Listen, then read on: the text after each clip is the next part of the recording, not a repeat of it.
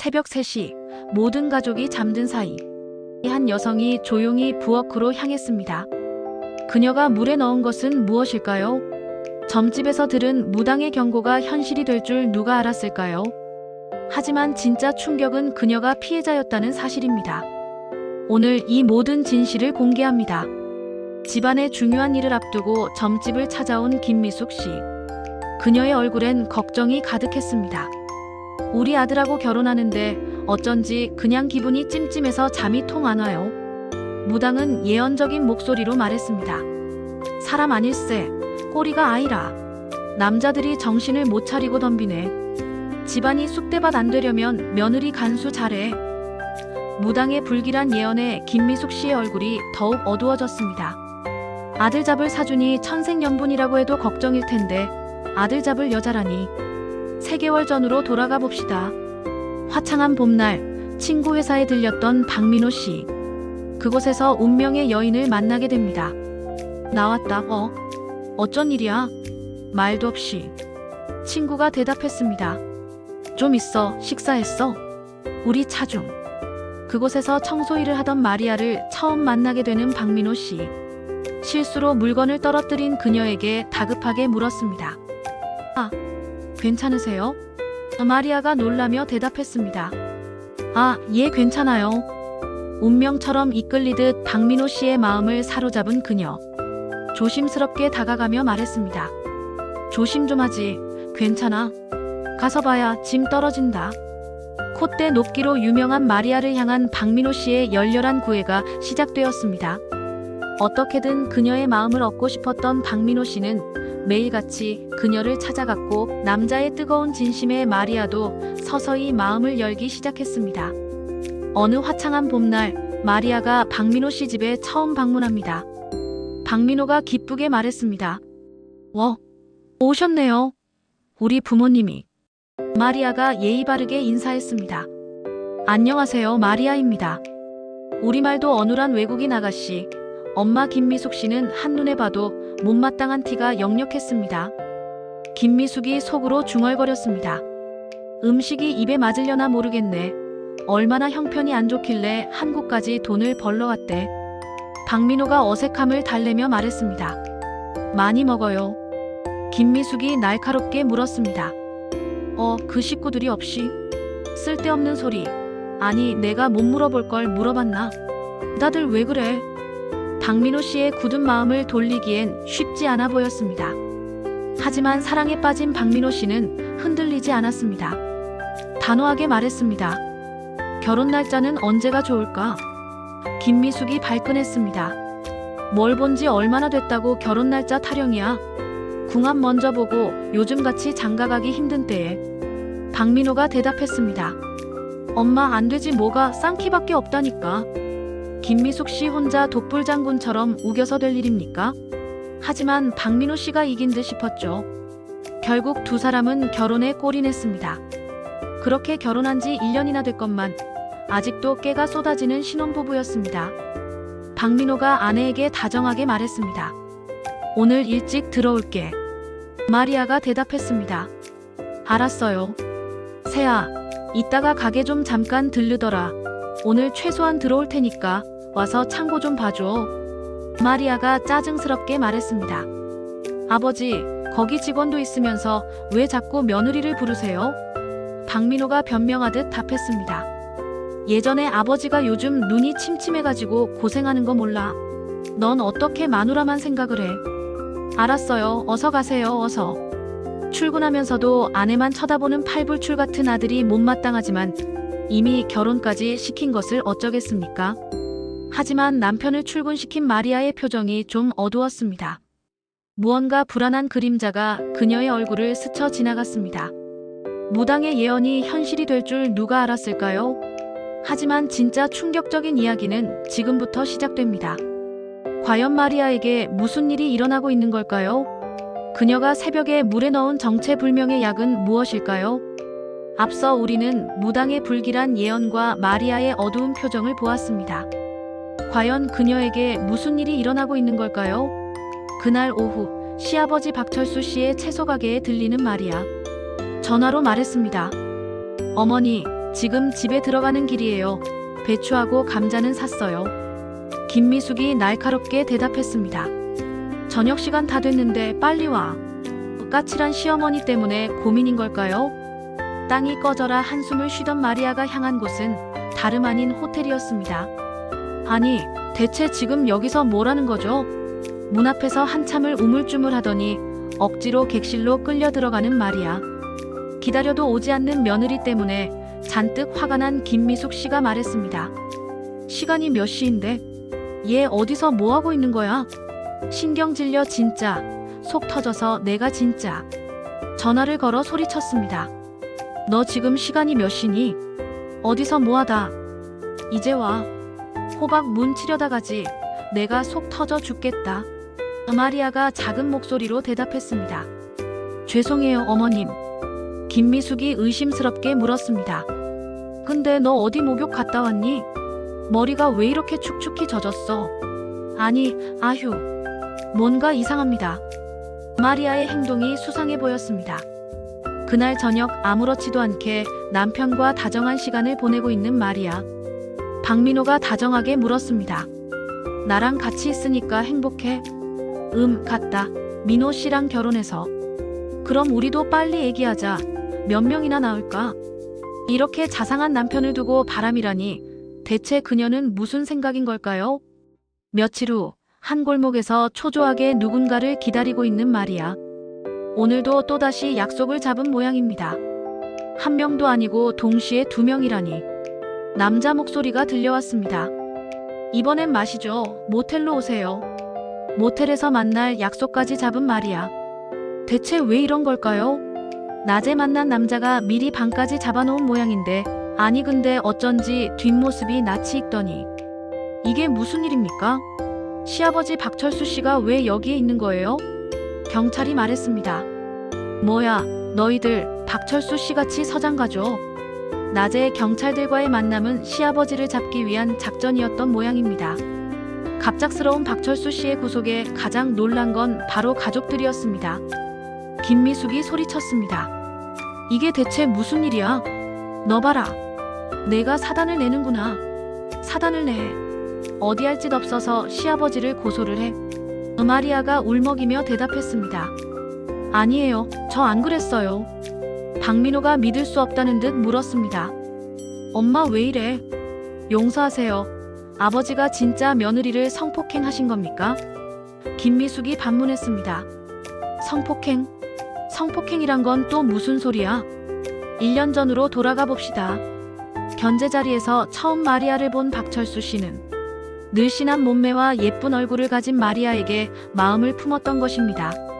몸이 불편하다는 핑계를 대고 집에서 쉬면서 며느리와 단둘이 있는 시간을 즐겼던 박철수 씨.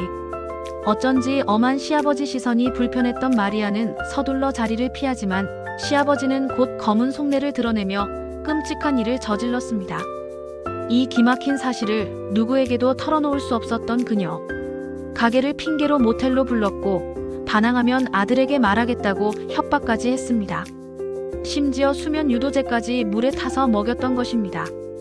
결혼 후 시부모와 함께 살게 된 마리아는 얼마 지나지 않아 시아버지의 성추행 및 성폭행을 당하게 되었습니다.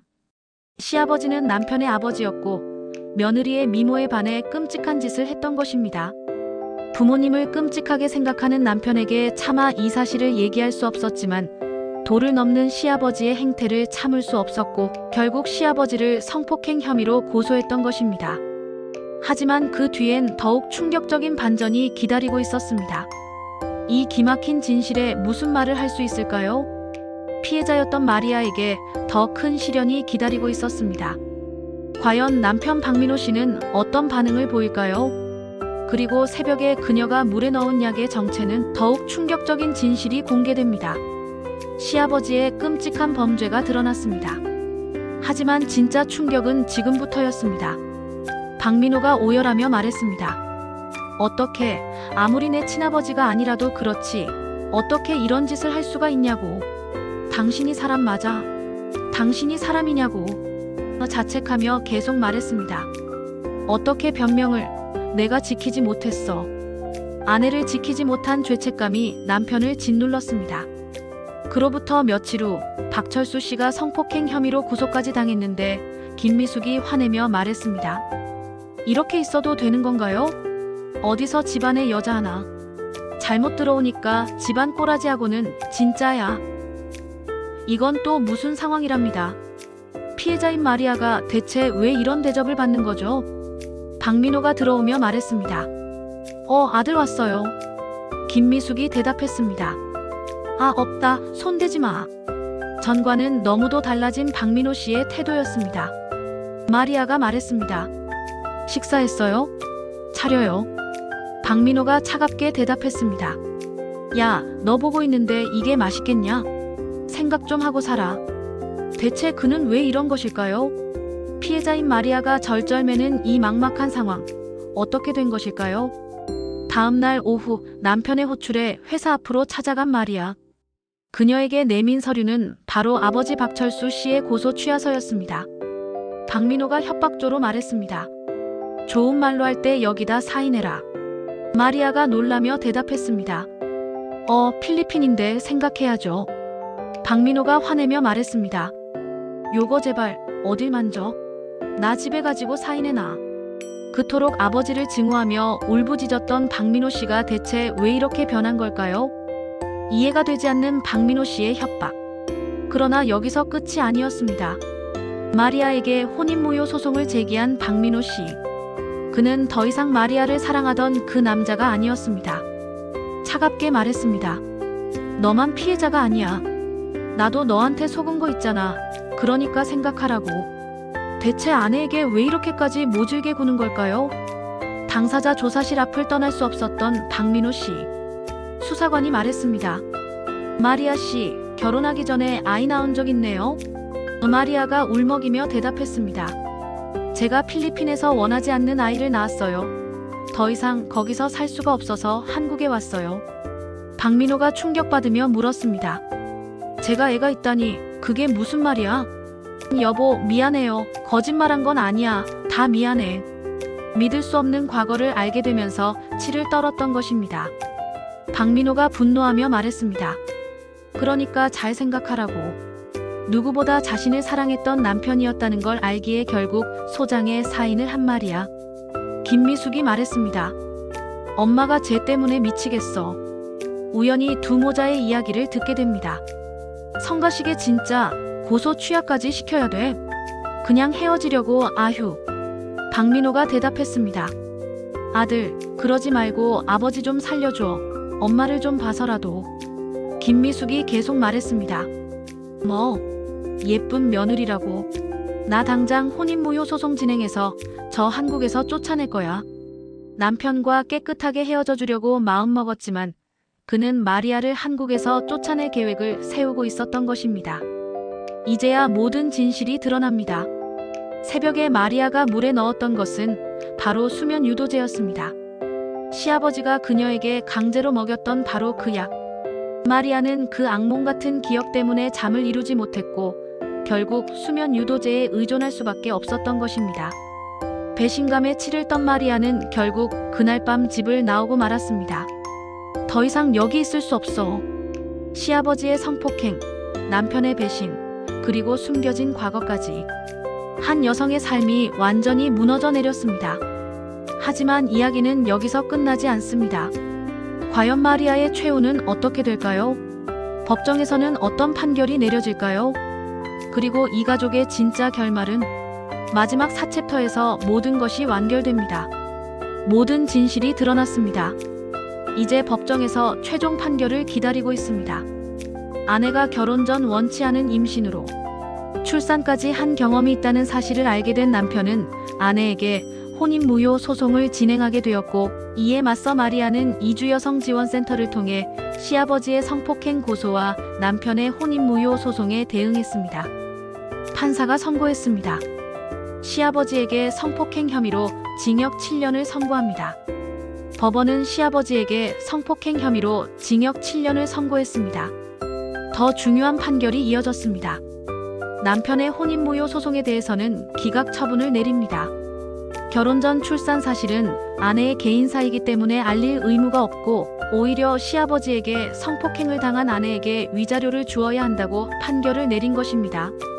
박민호가 믿을 수 없다는 듯 말했습니다. 이게 말이 돼?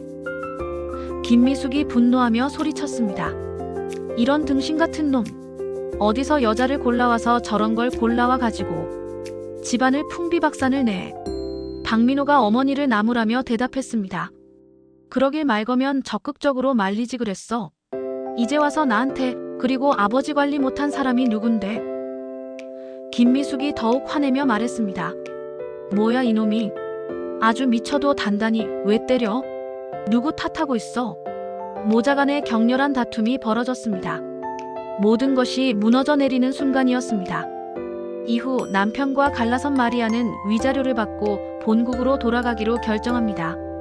짐을 정리하는 마리아의 얼굴엔 더 이상 고통이 아닌 해방감이 보였습니다. 이제 정말 끝났구나. 무당의 예언부터 시작해서 운명적인 만남, 결혼, 시아버지의 범죄, 남편의 배신까지 지난 시간들이 스쳐 지나갔습니다. 과거를 속인 여자와 그런 여자를 이용한 남자. 이 부부가 행복할 수 없었던 건 어쩌면 당연한 결과가 아닐까요? 한편 박민호의 가족은 완전히 해체되었습니다. 아버지는 감옥에, 마리아는 본국으로 떠났고 남은 것은 원망과 후회뿐이었습니다. 김미숙이 한탄했습니다. 내가 무당 말을 들었어야 했는데. 박민호가 자책했습니다. 모든 게 내 잘못이야. 내가 제대로 보지 못했어. 1년이 흘렀습니다. 박민호는 여전히 혼자 살고 있고 어머니 김미숙 씨는 늘 후회 속에 살아가고 있습니다. 홀로 남은 박민호가 텅 빈 집에서 과거를 회상했습니다. 그때 내가 아내를 믿어줬다면. 김미숙 씨는 다시 점집을 찾았습니다. 무당님, 그때 말씀이 맞았어요. 제가 잘못 생각했어요. 무당이 대답했습니다. 이미 엎질러진 물이여 후회해도 소용없소. 한편 필리핀으로 돌아간 마리아는 어떻게 지내고 있을까요? 아이와 함께 평온한 일상을 보내는 마리아의 얼굴에는 한국에서 보지 못했던 미소가 피어 있었습니다. 엄마가 이제 정말 자유야. 법원의 판결은 확정되었습니다. 박철수 씨는 7년간 감옥에서 복역하게 되었고 마리아는 상당한 위자료를 받았습니다. 또한 한국 내 이주 여성들의 인권 보호에 대한 사회적 관심도 높아졌습니다.